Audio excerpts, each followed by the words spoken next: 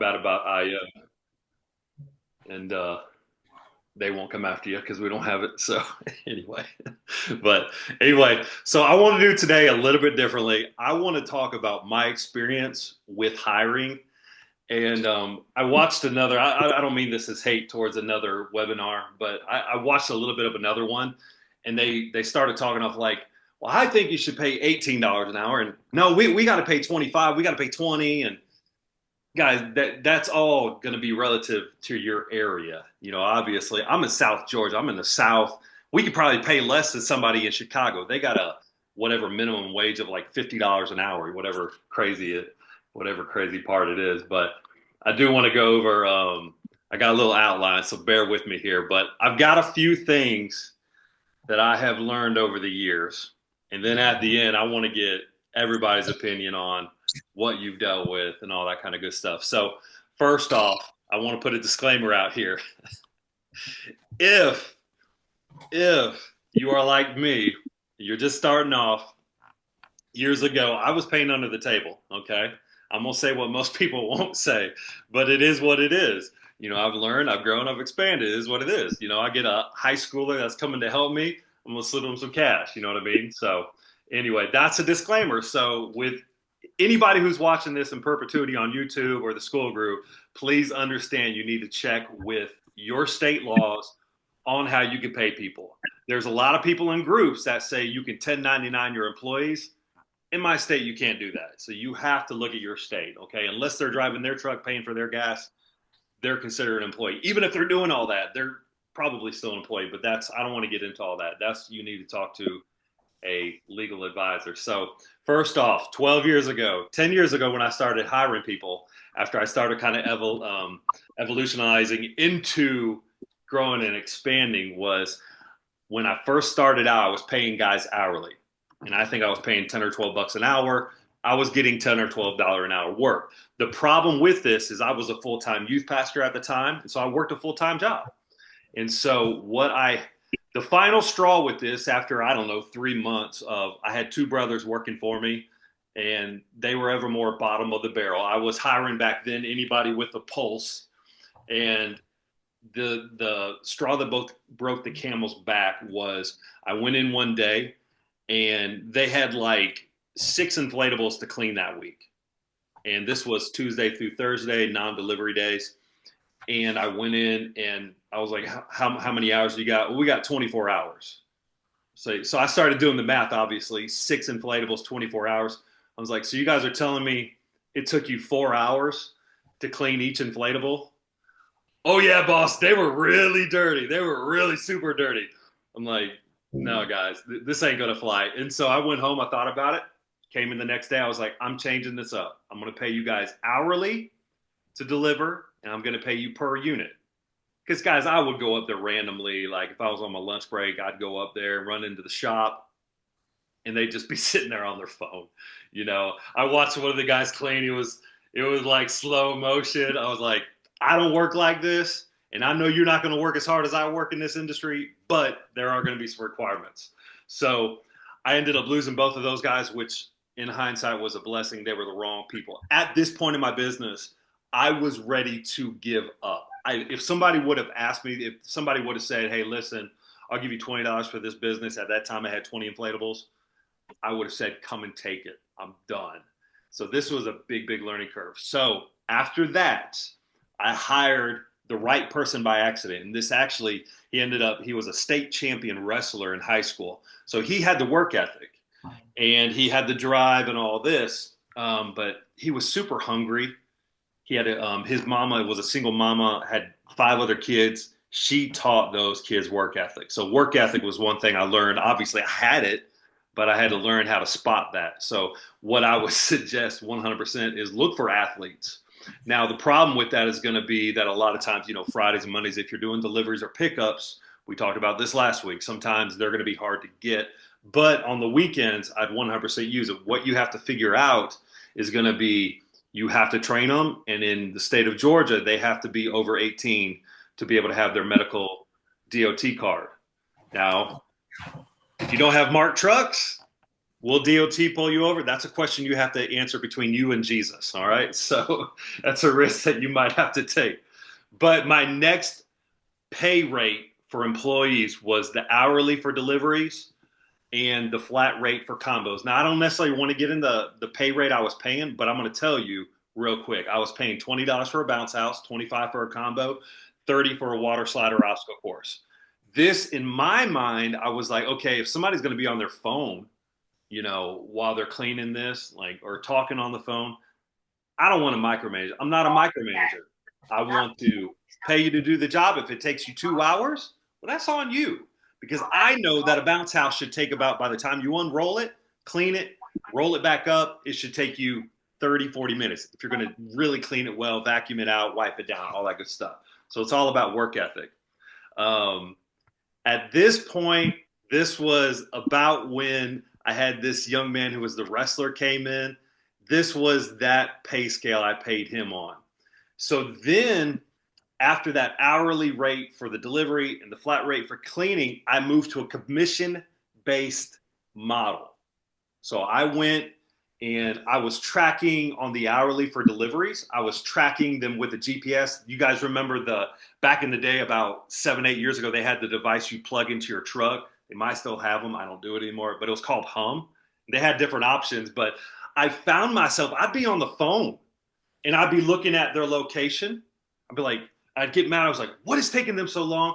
They should have been over there. And I wasn't aggressive enough to say that to them. I was mad at myself for maybe not training them well. All the list goes on and on. And these were guys that had been with me for 6 months, a year. They knew how to do the job. But I found myself, I'd leave the shop on a Friday morning after we got everybody loaded up. And you know what their first stop was when they were paid hourly? It was McDonald's. They're not going to go, they can't go through the drive thru. They're going to go and sit down to eat. Or it was the gas station. They're going to take them 30 minutes at the gas station. So it was all this stuff that I'm sure you guys have probably dealt with also. So my solution was to move to that commission-based model. Now, the way I did it was I moved to Jason Ladd with Bounce Wave, gave me some advice that I'm about to give you that changed my world. We used to bring everything back to the shop. And whether it was a little dirty or just real dirty, we cleaned everything. So if you guys do the model that I'm about to tell you, where you clean at the customer's house, you'll realize a lot of times you can have this unit cleaned in 15, 20 minutes at the customer's house.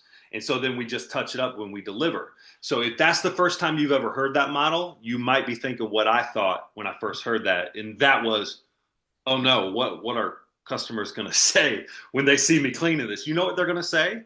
They're going to go on that review and they're going to be like, man, that Dalton, that Cam, they cleaned the inflatable right in front of me. It blew my mind, literally blew my mind. So I was able to save all of that payroll from the cleaning days of Tuesday, Wednesday, Thursday. Now, we still get some of the guys know now, if we get something really, really dirty, we're going to bring it back to the shop. We're going to clean it.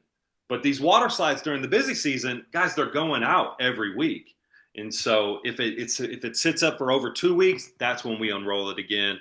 We have a shop day, that kind of stuff. Commission based, I was able to increase my pay for these guys. And so I was paying a flat 25% rate. I was paying 10% for deliveries, 15% for pickups, because pickups, we cleaned them at the house. It really took about the same time, because you guys know with deliveries, by the time you figure out power issues, by the time you figure out where the customer wants it, by the time the customer maybe stands you up for 10 or 15 minutes and like, please wait till I get home, even though you've set up delivery times and you've texted them on your way and all that, they're still going to hold you up. It's just more labor intensive with the pickup. So like I said, I don't want to get into exactly the numbers. That's just the way I did it. Jason with Bounce Wave pays his guys like 35%, but they also use their own truck and gas. Now, what I loved about the commission rate was they had to find their own workers. Okay. So this was a good thing in that they literally, it was like they were almost self-employed. Now, the problem I ran into with this is they were making so much money during the summer and they were underpaying their helpers. So some of them would like kind of use and abuse their workers. and they pay them $8 an hour because they knew they would be able to keep the rest of the money. This was a reflection on my business. So whether they explained it at the end of the day, when somebody asked them who they were working for, they'd say Springford Inflatables. How much money do you make? Oh, I make $8 an hour. Like, well, they're 18 years old making $8 an hour. That's a reflection on me. But the other thing I ran into, just a quick side story, is I had a worker who on Mondays, he would always end up coughing up blood. This is what he told me. And so, but he would never go to the hospital. So obviously that's a pretty big concern. You know, if you're coughing up blood at 20 years old, you need to go to the hospital. So, but what I found was he was like, but no worries, Jamie. I got two guys, you know, the one guy knows how to do it. I'll send them out on the route. Then at the end of the day, it took me one time to catch on. He was like, you just want to pay me, you know, I'll pay them. Oh, you're so nice. That's so nice of you. And so I'd send them, you know, $600 for a day's worth of work. It was by the time they picked up 10 units in a day, 8 to 10 units, is they were making some very, very good money. But you know what he would do? He would end up going back and he'd pay his guys $100, and he's calling in sick, making up an excuse. So that was the problem with commission. The other problem with commission was during the busy season, they were living like most of us bounce house owners of just throwing money and buying all the lavish stuff, you know, going to McDonald's and supersizing your meals, to where in the winter they were broke, didn't have the work. Or on a Wednesday, my problem ended up being to where I couldn't find anybody come in for that one bounce house rental, because the one guy in particular that I utilized all the time, he lived 30 minutes away. So getting him to come in for one bounce house delivery when he's going to make, you know, $20, it wasn't feasible. So my takeaway from that was they're going to be a feast in the summer and a famine in the winter. And a lot of times when we're employing these guys who are that, you know, 16 to 21, maybe sometimes a little bit older, the problem is they can't manage their money. I don't know about you, but at that age, I couldn't manage my money either. So you got to be very, very careful with that commission based. Still working on that now. Exactly. Me too. So now where I'm at now, 12 years later, I've been at this spot for about 3 years now, is I am on my main drivers. They're on a fixed salary. I pay them well for South Georgia. I'm paying them $750 a week. That's completely up to you. I start my other guys out who come in, I start them at 600. But there comes with the expectations with that, obviously. So I don't know. Like I said, what you're going to pay somebody in Chicago, Illinois is going to be different than what, you know what I mean? But so you got to decide what works for you in your area. So, but my helpers, the riders with the lead driver, I pay them hourly. And I don't have to worry about them milking the clock like I did before. I'm not tracking them on GPS. I don't even have GPS anymore, these kind of trackers, because obviously my lead driver polices that. So if they're going to be like, hey, let's go sit down at, you know, McDonald's and eat a 30-minute lunch. You know what my lead driver is going to say? I've got the ones with the right work ethic. They're going to say, no, let's grab something. We're going to eat on our way. So it's the same. That to me has been the saving grace. Another thing that I do that I implemented this year is, I'm going to be open and real with you guys here. Confession is good for the soul, bad for the reputation.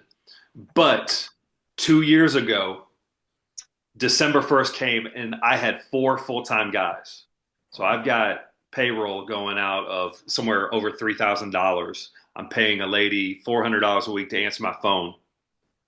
I've got a lot of payroll going out. And of course, the money stops rolling in. So in my mind, I was like, okay, I can't let anybody go before Christmas. So let me just hang on. So then it was after Christmas, by the first of the year, man, New Year's Eve. And I'm stressing of like, there's hardly any money coming in for all that payroll. And the guys are like, well, we don't got anything to do. So I tell you that to tell you the pain that I had to go through of going, these were guys that I knew for a year. If you guys have ever had to lay anybody off who you care about, you know there's a lot of pain with that. So what I did this year is I went in and I looked at the numbers, and I pretty much do what I do the previous year or just a little bit of growth because we've been in it so long. So I know my numbers. And so my numbers dictated to me that at August the 15th, when back to school happens, that I need to go down to one full-time group, one full-time crew, and one part-time. So this is August 15th might not mean anything to your business, but that's what it meant to mine. I went and listed out exactly all the numbers that were projected and that what we were doing, okay? So what that works for me is I'm a weekend party rental business. We deliver on Thursdays and Fridays, and we pick up Mondays and Tuesdays. So I'm typically going to put 7 to 9 deliveries on average on a Thursday on a drivers on a team, and I'm going to do the same thing on Friday because I want my payroll to be 30% or under. And then the same thing, we're going to pick up the units that we deliver Thursday. It's going to be a nice little route. We're going to pick those up Monday. The deliveries that we did Friday, we're going to pick up Tuesday. I will occasionally get a call from a customer Monday afternoon. You didn't pick up my unit. Oh, I'm sorry. Our driver ran behind today. We'll be there tomorrow. Sorry about that. Did everybody had fun? Oh yeah, no problem at all. You mind if I blow it up and let the kids have fun? Absolutely not. Now, obviously, we've talked. Tiffany hasn't yet transitioned to that overnight. So this is going to be different for everybody, but this is what works for me. Okay. So with that, one thing about weekends and overnights, if you don't do that, I remember back in the day, Tony's been in this long enough. He'll remember this too, probably. There used to be shaming on the weekend business owners of delivering Thursday or Friday and picking up that Monday or Tuesday. We're like, oh, this is so awful. It used to make me mad. Like, guys, I had to unblock somebody from Facebook because the jumper man messaged me with this person in a message group, but they were one of those people that used to shame them. And I'm just like, if you don't understand why I'm doing what I'm doing, it's none of your business, but you're going to shame me for doing this? It's like, I don't want to see your stuff. So anyway, if you ever wonder why nobody sees some of my stuff, I got on a little block happy spree about 3 or 4 years ago. And so sometimes that bites me with what I'm doing now, but it is what it is. It is what it is. So anyway, that was the plus and the minus to what I'm doing now. I went into the slower season now with so much more freedom and peace of mind because I was able to tell my guys at that August the 15th day, hey guys, I'm going to pay you for another 2 weeks, but I've got to lay you off. If you'd like to come back in the spring, we'd love to have you. But the numbers are what the numbers are. The only thing that I had a hiccup on was my really busy about a week and a half, 2 weeks of fall festival season. But you know what I did? I went and jumped in a truck. So my business partner, we went and jumped in the truck. We helped out. I had some part-timers that would jump in a truck, and we made it through. So that couple of weeks of really busy times, we made it through because we adjusted. But my guys ultimately appreciated that I did that for them. So what I did with them when I laid them off is I told them I will pay you for 2 more weeks. It's kind of like I gave them a 2 week notice. You don't have to work, but I'm going to pay you for 2 weeks. So that's what works for me, guys. That's what has really helped. Now, I want to talk about really quickly bad qualities I've noticed of guys that don't work. And I want to talk about some good qualities. All right, bad qualities. One that comes to mind right off the bat are the workers that get in there and they lie about the silly stuff, the petty stuff, the stuff that doesn't mean anything. Like if they're ever running late for a route, we give the customers about a 3 hour time window. And I train my guys. You're going to text them or call them. You're going to say, hi, this is Jamie with Springford Inflatables. We are going to be to you in 27 minutes, according to our GPS. It's going to be a nice friendly. The day before we text them and we say, hi, this is Jamie with Springford Inflatables. We're going to deliver to you tomorrow between 2 and 5. Can somebody be there, or can you mark the spot for us? If not, that's what we text them. The problem with it is if a driver ever runs late and I call the driver and I say, hey, have you heard from this customer? No, but we're running late. Now, I have already heard from the customer, or the person that answer our phones have, and I am calling that driver to ask them. I already know the answer to the question, but I'm calling to ask them to see what they're going to say. And if they're going to lie to me, be like, oh, yeah, I contacted the customers. Okay, well, what did you say? What numbers did you call? Did you call all two numbers or three numbers that are on the account? A lot of times I'll trap them in a lie. Now, this is a small percentage, guys, of who I hire that we fall into this with. But it's something that if they're going to lie to you about the silly stuff, they're going to lie to you about the important stuff. I had one driver, this has been years ago, but another driver went to pick up his bounce house, and he did not put one single stake in that bounce house in the back of a customer's yard.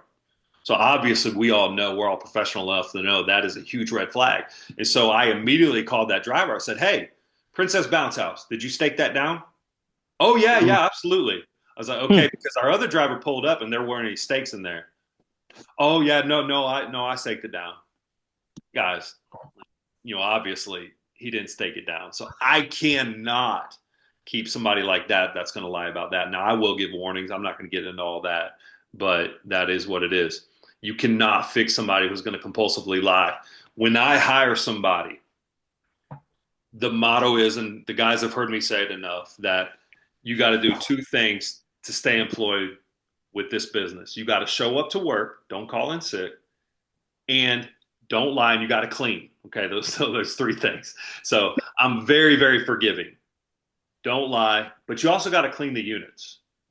It's very easy to be out here and oh yeah, we clean that, we clean that. No worries, you're good to go on it. And then the next crew unrolls it, and it's filthy, and then they're cleaning a filthy unit in front of a customer.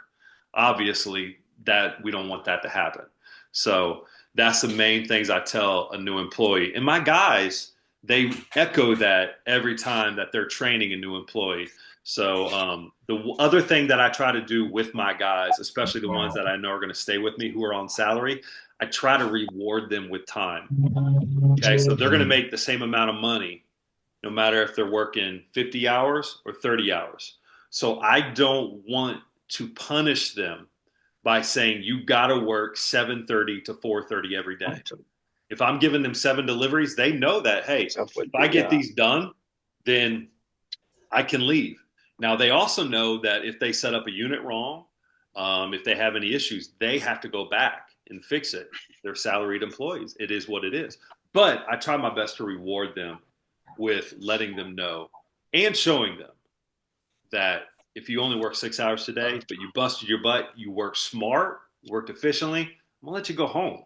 You don't have to come back to the shop and sit for 2 hours. Now I want your truck clean. You got to keep things organized, but there's plenty of time. And then I try to reward them also with on a day like Tuesday. If they only had 3 pickups, when they get back to the shop, they're calling me, or in the morning they'll text me, hey, what else do we have? Hey, after that, after you get it done, go home. Now, obviously, this can bite you because you have to have trustworthy people. But what I have found is the wrong people will weed themselves out, the right people will stay. So, what I will make sure I'm always telling the guys when I'm talking to them is remember, your character is shown when no one's watching. So, you can get away with 1 or 2 of these not cleaning these units, but it will catch up with you. And you cannot stay employed here with this business. So anyway, so a lot of times when I'm keeping these 18 to 22-year-olds on staff to go at another job and make $600, $700 a week, it's hard in my area. So I would 100% say pay well and all that. So obviously, guys, there's no one size fits all. It's not about whether you're paying them $15 an hour or $25 an hour. But I will tell you this. If you're underpaying, I see one of the operators in this area all the time. Need help tomorrow, $10 an hour. It's like, man, like you're going to struggle. You're going to struggle even in my area for $10 an hour. You're going to get $10 an hour help, and people are going to get out here. They're going to realize how hard this work is. So it's all about reducing labor costs, but it's also that fine line of treat people right. So anyway, guys, that is my spiel. Now I want to open it up to what is working for you, what are some of the pains, and all that good stuff.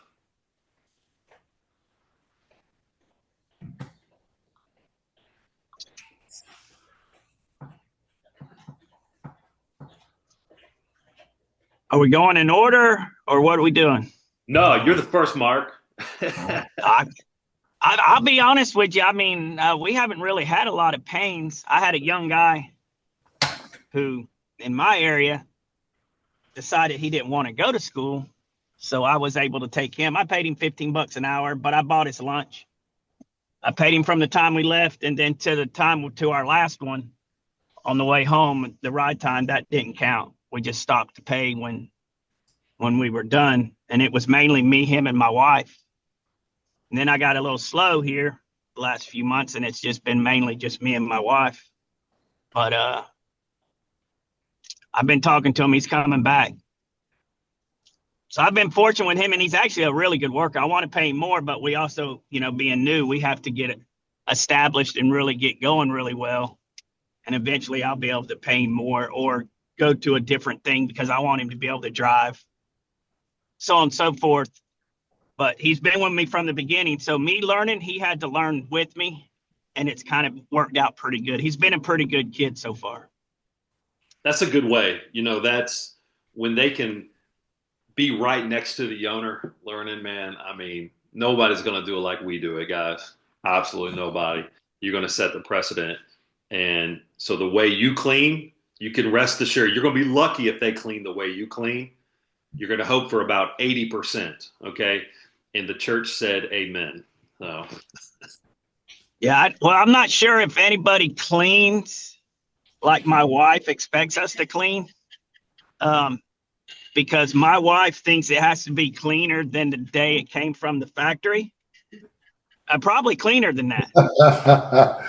My wife just raised her hand too. Yeah, so there's a lot of that going back and forth. But I mean, I've told him, hey, I want you to stick with me. We're going to grow. You'll make more money as I grow. You can make more money. He sees me talk to customers. I said, these are things you're going to have to learn to do. Like, he's been with me the whole time going through it and seeing exactly how I want everything to go. So I've been pretty fortunate with him. So we'll see how long he actually sticks around. He jumps out of the truck. When I stop somewhere, he's out of the truck, dropping the gate, getting stuff out of the truck. I don't have to do, like, he's already on it. I haven't had to tell this kid to do one thing. That's a great point. I can usually tell if somebody's going to make it. I'm usually there up at the shop on the first day when somebody's hired. And if they are jumping in and not just following around the shop with whoever they're working with that day, that's usually a really good indicator on if they're going to have it. And I don't tell these guys that starting out, like, hey, I need you to follow. It was like, hey, you're going to be with so-and-so today. So they're going to show you what to do. But the guys who jump in there, they're helping load stuff, kick back on the dollies, whatever it is. Those are usually the guys that make it. That's work ethic, though. I mean, don't you think? Well, I was going to say, thank you guys for this. No, he's good. I've tried to work with other people, and it hasn't worked out. But he likes doing the bounce house stuff for some reason. Yeah. Talk to us, Jeffrey. I just want to say thank you guys very much for today. It's perfect timing because actually tomorrow I'm hiring my first person. Heck so yeah. We'll call it, under the table kind of thing. But, it is what it is on Facebook. And in a year from now, I paid him the right way. That's right. It's good to know, what to look for, what not to look for, recommendations on how to pay, because that's really still a question that I have on that, because is 10% for cleaning an appropriate rate for what we're doing? Yeah, absolutely. Yeah, that, I'll say it again. The employee thing is one of the biggest learning curves. Now, I had managed people. I was a sales manager, managed over 50 dealers. I had worked a blue collar job in my college days to where I was managing guys, roughneck guys. I had managed people, but it's different when it's your business and because it's your baby. You know what I mean? Like, it's your thing. You care more about it. Yeah. Well, I'm looking, I don't know how you guys have done it, but I've actually got starting to develop a little bit of a homework sheet for new employees as it goes forward. And it pretty much involves Jason Ladd's how-to videos. Yes. Yeah. So he got a lot of videos over the last couple of days before he starts. That's a great way to do it. Yep. Yep. SOPs, the standard operating procedures are great. I don't actually have a booklet made up. It's just of they stick around. We never throw anybody out there by themselves. It's just too dangerous of a business to do something like that. And so they're always with somebody training, until they're comfortable and all that. So I need to have something, but I've made stuff up over the years and I've posted it and pinned it up in the warehouse. And guys, nobody reads it. I could have them sign off to it. And it's all in what we preach. You know what I mean? That's why when I'm ever out, if I am ever out randomly doing a delivery or a pickup and an employee's with me, I go above and beyond because the expectations that we're setting, if we're not showing them, we're setting the precedent. You know what I mean? So I try to tell my lead drivers that too. So, so. Yeah, I tell this kid Mikey, I said, you're not going to do anything that I wouldn't do. So I try to do everything. I show him that I'm willing to do it, which I have to anyways. But he's not seeing me do something that I'm going to make him do that I haven't already done. Jamie, are you where you can talk?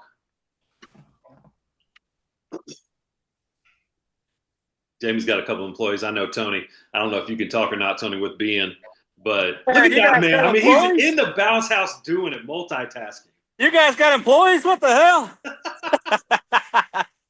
No, I'm just picking up. I got a church I did, and they're just. I had nothing better to do, so I'm here picking them up. Really? Shit. Yeah. Okay, I have no more excuses for missing Zooms. I mean, Get back to work, Jamie. No, so I mean, with my guys, my driver's 26 an hour, and the other guys are usually 15 because they're usually kids. But I still go out quite a bit, I don't know. So, it's even hard for me when I say 26. I'm like, man, I was doing it for 8. I was in high school doing it for $8 an hour cash, and now these guys want so much money and they want half your business. And I'm like, I just can't do that. So, I mean, I haven't had a problem with employees though, and I actually encourage like, hey, as soon as we leave the warehouse, we're all loaded. We go all hit Wawa and fill up the trucks anyway. So that kind of eliminates that. And they don't stop anymore in the afternoon or anything. And, overall, I mean, I don't know. I always get lucky and find some good guys. Well, that's pretty much it for me. Hey, I want to tell you this also. Use the guys that you get that have the work ethic. Ask them if they have any friends or if they know anybody, because those guys are not going to recommend anybody who does not have it. That is a big, big helper right there. All right. Tony said, about to load the plane. I've got one-time salary. Everyone else is hourly. Cleaning is hourly, but it's frustrating. People seem to want to ride the clock in some days. Absolutely. Absolutely, man. Policing that it is literally was a stress in my life most of it. I don't think you could be a micromanager in this business. You can set the expectations. They're either going to follow it. You can follow up with that, but man, watching somebody on the GPS, we got better stuff to do with our times. We got some SEO work we got to do. We got some marketing stuff we got to do. We got to watch another course in the Skool group. You name it, whatever it may be. But yeah, that's a tough one, guys. I have tried to hire a good shop manager, and I have yet to find that one person that is going to take the initiative. Because obviously, I mean, I always hear from the successful people, no one's going to treat your business like you are. So if they're going to do it, if a good person is going to do it 80%, then okay, I need 2 people to do it 160%. You know what I mean? So it's really splitting it up, so it's a fine line, guys, but yeah, it's well, the whole driving thing, which I haven't experienced it yet as far as having somebody go deliver, but just anymore, man, traffic is just horrible. I mean, even where I'm at, just in Lakeland, Central Florida, it's just, when you head out, if you don't leave early, just going across town 15 miles, 20 miles, it just takes so much time. Yeah.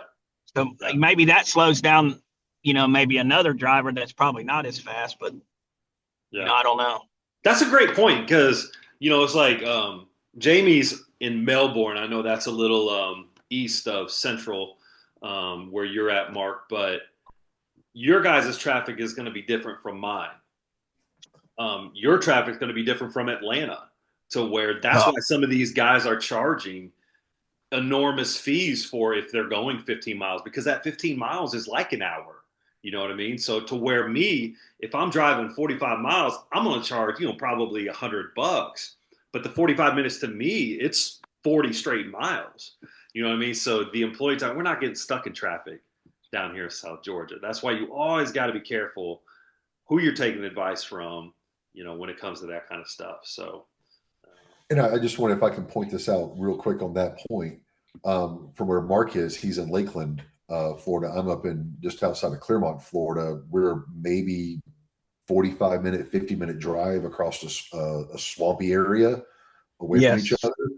His area, the traffic is, and I'll give you, Mark, that traffic is horrible. Up where I'm at, east of Orlando, about maybe 30 miles. My question that I was going to ask is, when you're dealing with traffic, like in your area, Jamie, can you say it's a 30-mile drive to do this delivery? It should take you 30 minutes. And I know it's going to take you 30 minutes because I know what the traffic's like, as opposed to, like Mark goes, it's a 15-mile drive and it could be a 20-minute or it could be an hour. Absolutely. That's a great point. If you're driving 30 miles away from my area to another town, it's 100% a 30-mile drive, unless it's a freak accident on I-75 to where you've got it shut down. You know what I mean? There's always that, but that's a rare instance. But yeah, that's the thing is, if I was in that boat, I might be looking at, I wasn't legally paying people this way when I was doing commission or the flat rate, but where I would say, like, I'm going to pay you a certain amount per delivery. Like I said, you got to look into that for your own self. I don't want to get into that, but yeah, 100%. That's where you get into that. Now, Mark said, he stopped the pay time when it come to the hourly, when you were done driving. My business partner has really preached to me, because I'm the one that handles payroll. And I'm just like, I can't do it to my guys. Like, they're 45 minutes away. It was like, okay, you're off the clock now. Well, yeah, but I'm 45 minutes away. That's the way I look at it. But that's to each his own. You know what I mean? If it works for Mark, if it works for Tony or whoever, that's where you got to modify. You know what I mean? We're kind of, as we're on the Zoom call, we're kind of giving you the level playing field. And then whether you go up a little bit, down, it's going to vary from everybody just on the Zoom call, whoever's watching this. You know what I mean? So, yeah. Yeah, well, I look at that last 45 minutes as kind of like, shoot, that's kind of my time, I guess, because we might have picked up 6-7 units and maybe did 3 hours worth of work, and there was 3 hours worth of sitting time. So I figured that was free money to him. So that's why I stop it at. Once we're done, we're in the truck, we're headed home, we're done. We're just done, kind of thing. Yeah. And that's where you kind of get into, we're getting into the, okay, that's going to affect them by $8. You know what I mean? You're kind of getting into the pennies, you know what I mean? But it was interesting to me you said that. Because me and my business partner was like, I haven't ever budged on that point there, right there. I'm like, man, I don't want to cross that road, But that's the good thing about being the business owner, is you get to control all of this. So whether you pay somebody $10 an hour or $30 an hour, you get to control it. You know what I mean? Now, what I feel sorry for is the people who, like in California, this is my question. And if anybody ever sees this video and they're from California, when you get the jumpers who are $70 for the day or for 4 hours, I mean, obviously, I don't think they're paying anybody, but how do you afford to pay somebody? So you got to be priced accordingly to where, for me, I want to be under 30% payroll. A lot of times we're a little bit over, but for my prices, I'm in the process now of like, okay, the busy season is about to be here. Should I do a price hike? I haven't raised my prices since COVID, so I'm due, but you know what I mean? It's, I'm actually not the cheapest for my area. That's a different video for a different day, but I want to be the most expensive in my area. And I'm only the second most expensive, only by like $25. I think this other guy, but he also does week-long rentals. That's another thing. You get into the shaming of how they used to do with the weekends. There's guys now in my area who are like, we'll deliver Thursday and we'll pick up next Wednesday. Offer the 1 day price. I'm like, and he goes through his units in less than a year. Like literally, I don't care what brand you buy from.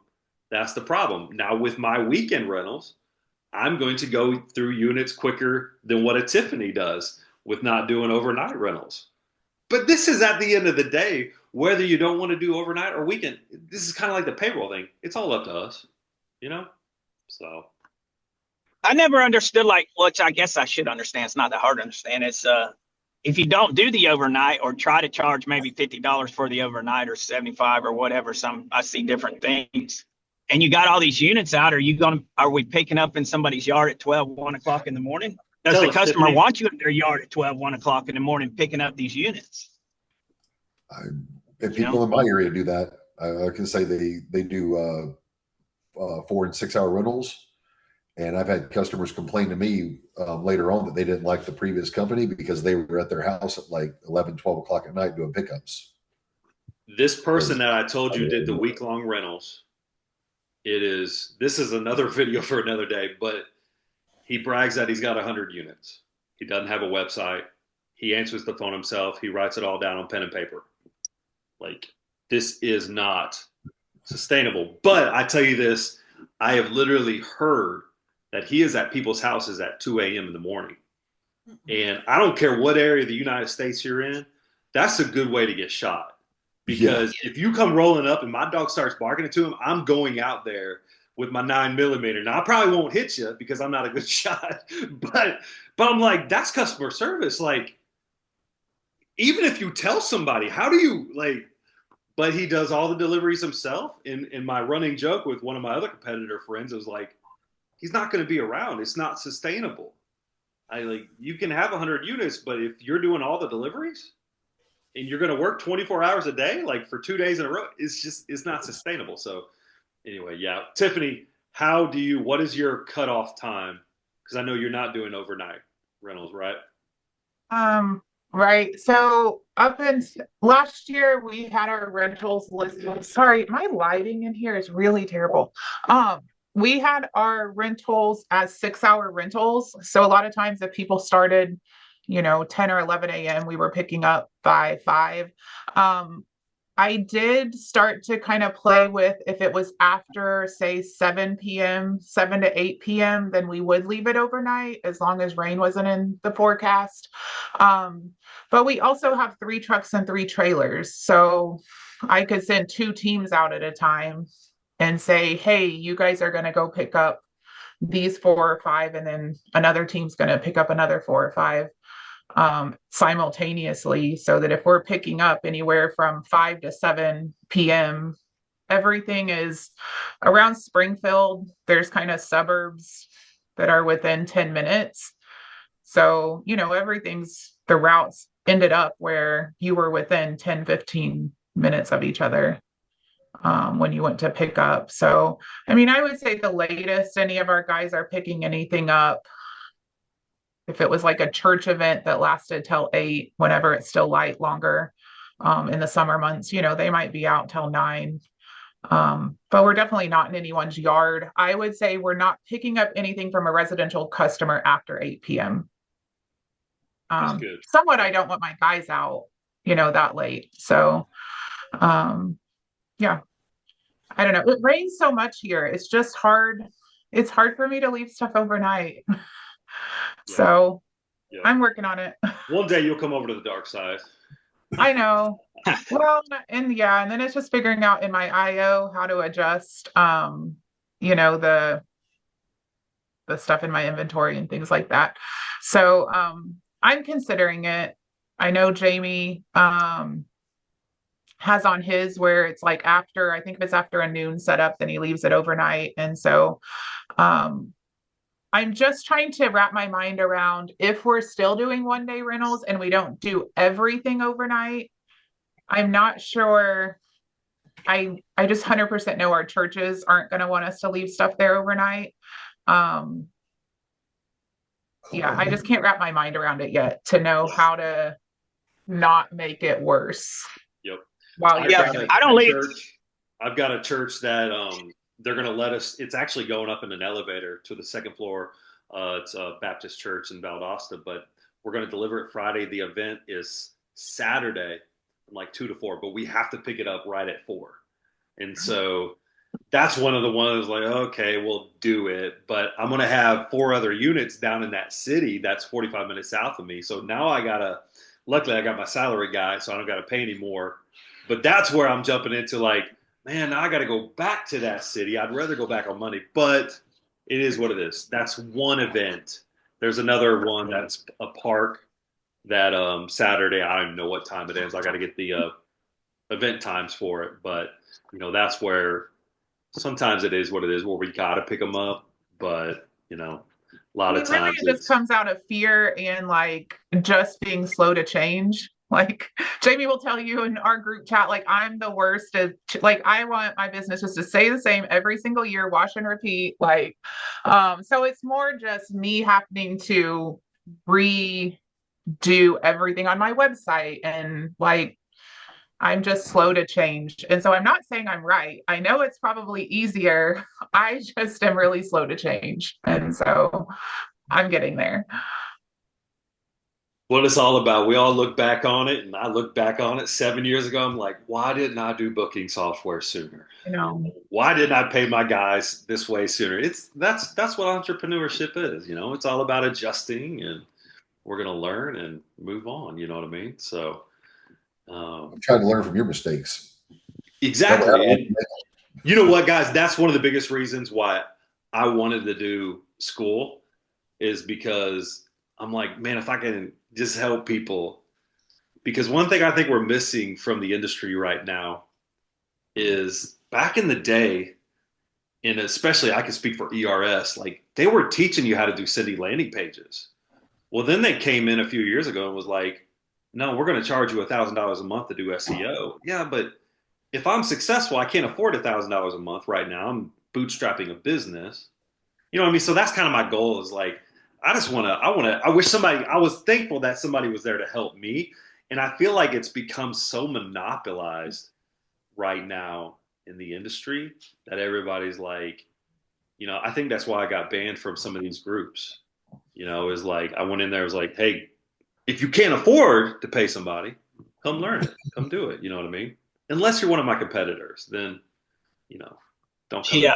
Well, I appreciate the help. It's helped me a lot. I've learned a lot just this past month on a lot of things. And hey, Mark's a perfect example of when I first met him. Man, you had that site through, I don't even know, it was like Shopify or something. I was like, Mark, if you're going to grow and expand, buddy, you need ERS, BCN, or IO. You need one of these other ones, buddy. And he went out and did it, man. Got a great looking website. And that's one of those things, like, it's going to make your life easier, So. That BCN is, I don't know about the ERS or the other one, but that BCN, them people out of the UK, man, I'm telling you what, they are on it. Are they? I can call, text, email between them and messaging you on stuff. I did hear they're really good at that, but I mean, I think Jamie said something one time where he was like, if you go Google the biggest cities, and they're all ERS users that are going to pop up number one. And I think it's changed a little bit with some of the IO. Some big companies are with IO, but I never see a BCN website that's, if you're just Googling cities and, incognito tab, you Google, bounce houses in certain cities around the United States. You never really see BCN websites. Now, Mark and Josh, let me preface that on Josh. I know you've been in the group before when I've said that statement. The reason that I think that is because there's not a lot of content that they start you off with. And a lot of BCN operators, they go with it because it's $99. It's a steal. But I don't think they're putting the right implementations in process to where they're telling you, hey, you need to go and put like 1,000 words of content on your page to be ranking. So I'm curious, Jamie, with you saying that, I am curious because Josh and Mark are both doing a lot of work to their websites. So I'm hoping they're going to prove it wrong and all that. But it's been live for, I think, a month now, 4 weeks. So check back with me in a couple months and let's see where it's at. Yeah. Yeah. So I'm probably 200 hours in, and I'm blaming Jamie for my 570 pages of content. So just so we're clear, there's 570 pages. I've been working on them pages too. When you're number one, baby, you can blame me know. all you want, you know? I have an ethical problem now because it's so easy to make pages. I've been going back and forth on if I should use my competitors' names and make pages that say my company name. Now, let me tell you, there was a competitor of mine that did that. And he had a competitor that their business name was Southern Bounce Rentals. And his business name was different from that. And so he went on, he built a city landing page and he was like, are you looking for a Southern Bounce rental? And I'm going to tell you this. I look at it as the golden rule. I wouldn't want anybody doing it to me. Mm-hmm. Now, you can rest assured on the back end, when I'm putting keywords into my meta description, I'm putting all my competitors' names, but nobody can see that. That's a different line. And I will tell you this, they probably did it to Jamie also, but I'm going to call him out by name. There was a business down in your area, Jamie, called Home Run Jumps. Yeah. And my client down there, Matt, with Coastal Inflatables, he sent me an advertisement. And they were doing paid ads that were like, are you looking for a coastal inflatable? We have the best coastal inflatable. It was a paid ad with Google. Yeah. And he was like, what can we do? I was like, don't worry, brother. I know what we'll do. We're going to create all kinds of web pages. And we did. We created web pages. They were going to play that way. We're going to play dirty too. And so then what was hilarious, they went on to, I think it was Party Rental Knowledge Group. And they got roasted. A snapshot of what we were doing. They were like, can you believe this? Can you believe the audacity of Coastal Inflatables to do this? And I just so happened to be in that group at that time before I was banned. And I kept receipts because I knew that this could bite us. So I kept receipts. And I went in there. They didn't know that was one of my clients.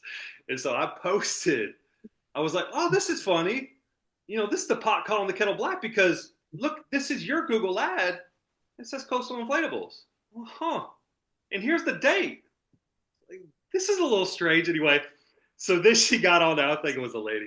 She's like, oh, no, I would never do that. I was like, well, refer to above, picture above. So anyway, yeah. I say that because I love that story. I got to do a TikTok video about that one day. But I would be careful with that, Josh. You know what I mean? Did they do that to you, Jamie? I know that, they did it to me and everything. But did you hear Jamie? He said that there's a client in my market, so I wonder how many keywords say sky high. None on his ads. No. Just be careful when marijuana opens up. Yeah. That's what we have, sky high everything up here now. It's crazy. Oh, really? Yeah.